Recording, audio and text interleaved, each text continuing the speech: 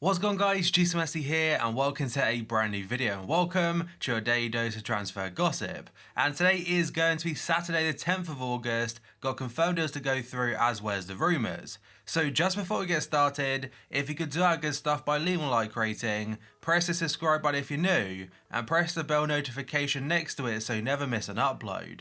Yesterday's episode will be down below in the description box, and current schedule every day at 8 AM UK time, it's a new transfer upload. And finally, in the comment section below, what are your predictions for today's Premier League matches? And two things I want to point out. Number one, any Premier League transfers that went through on deadline day, they were in yesterday's video because it wasn't just a usual transfer update episode. I covered every single Premier League transfer throughout the whole of the summer window.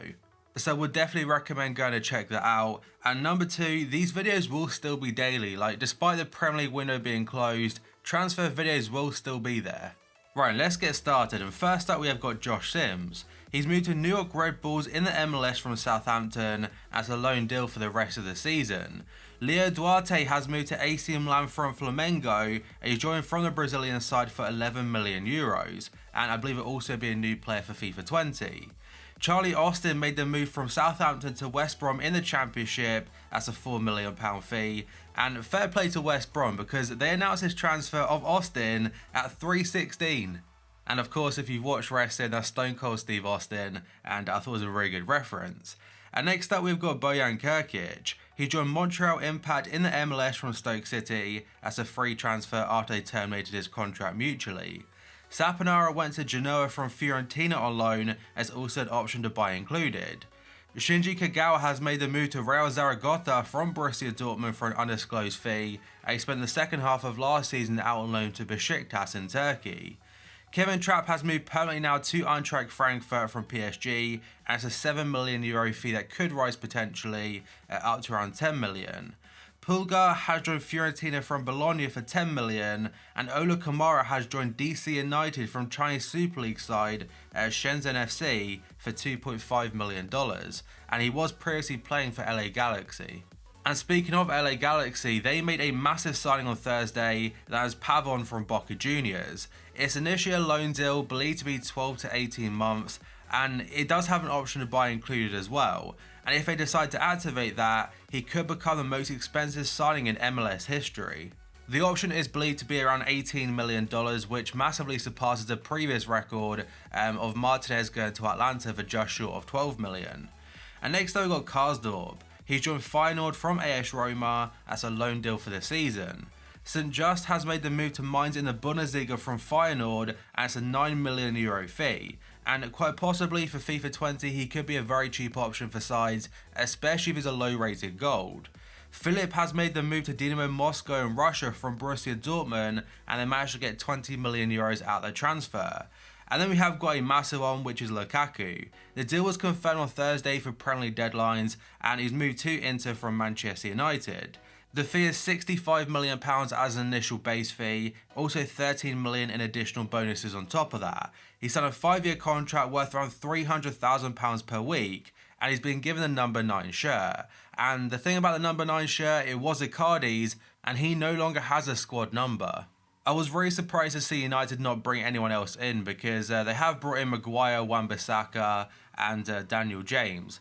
But selling Lukaku, who I still think on paper was their main striker, they didn't replace him. They were into likes of Iñaki Williams and Mandzukic, but nothing materialised, and I personally think Lukaku will do great in Italy. And next up, we have a bit of information for one of Tottenham's deadline day signings as Giovanni Lo Celso from Real Betis. They initially got him on a loan deal for around $15 million, euro should I say, and they have got an option to buy for 60 million. Now if they take that up, PSG do receive 12 million from the transfer fee.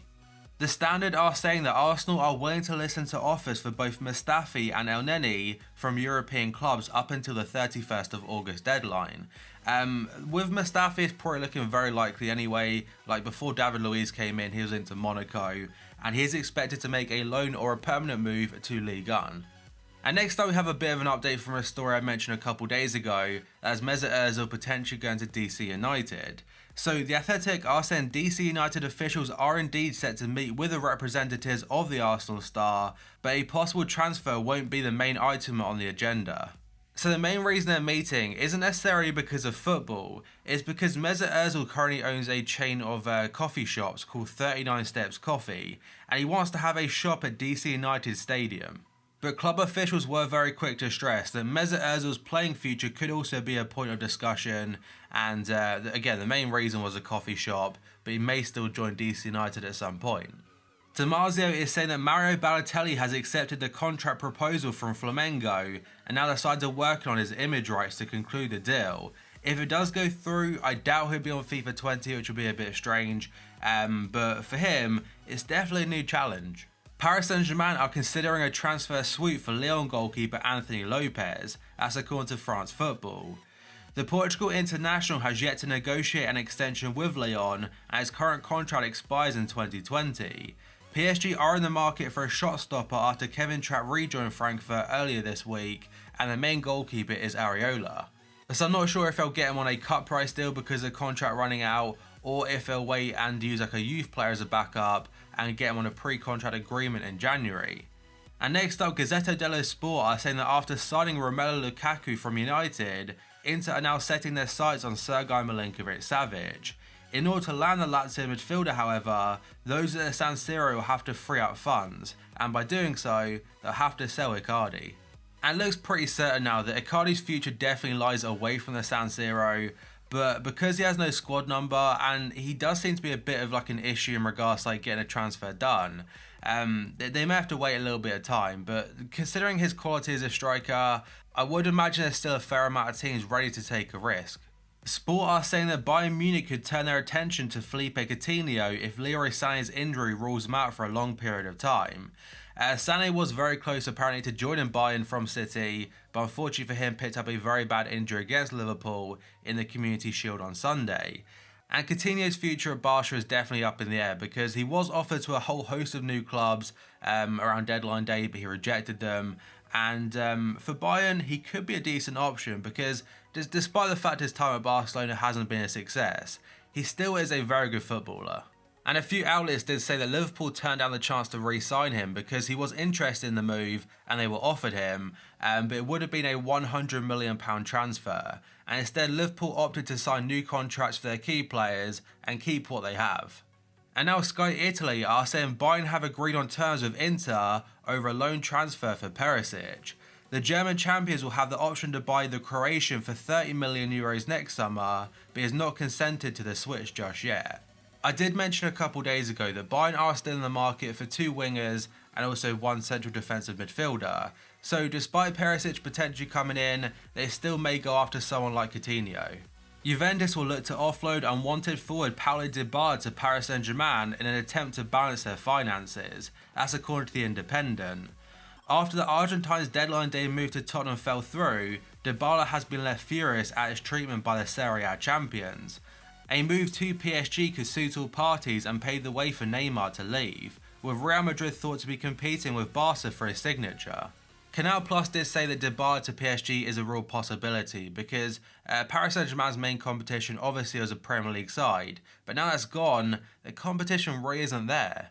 And now following on from that rumour about Neymar to Real Madrid, according to Sport, Real have offered €120 million plus Luka Modric for PSG star Neymar. Barca are also making a push for the Brazilian, they must first offload Coutinho before they can bring their former star back. And a journalist called Jose Alvarez, who works for El Chiringuito, he is saying Real Madrid are referring to this situation as Operation Neymar, and PSG are interested in two players plus cash, Luka Modric and Keylor Navas. A deal looks close. And quite possibly Madrid having a front three next season of Neymar, Hazard and Luka Jovic, that's definitely up there with the best. Real Madrid manager Zinedine Zidane is refusing to concede defeat in his efforts to prize Paul Pogba away from Manchester United, as according to French outlet L'Equipe. The Premier League transfer window shut on Thursday with the World Cup winners still at Old Trafford, but those at the Santiago Bernabeu will continue to explore a possible deal. Now the reason I doubt that a deal could go through now is that because United got rid of Lukaku and didn't replace him, I can't imagine they'd do the same with Pogba, leaving them very short in the midfield. But that, guys, is going to be it for this video. So if you could do that good stuff by leaving a like rating, press the subscribe button if you're new, and press the bell notification next to it so you never miss an upload. Yesterday's episode will be down below in the description box, and current schedule every day at 8 AM UK time is a new transfer upload. So thank you for watching this video, I'll see you next time.